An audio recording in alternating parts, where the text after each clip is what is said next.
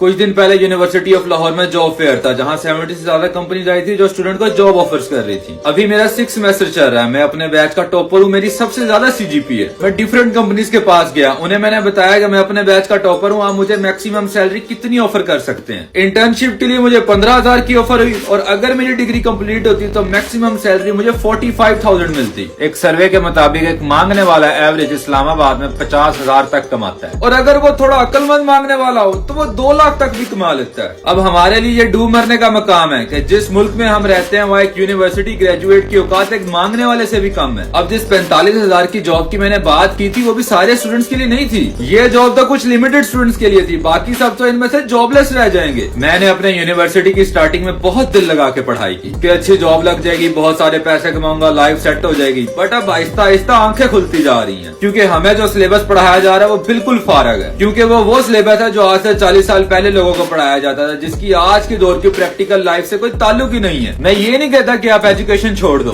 But अपनी life की सबसे प्रोडक्टिव एज में सिर्फ एजुकेशन हासिल करना ये बेवकूफी है।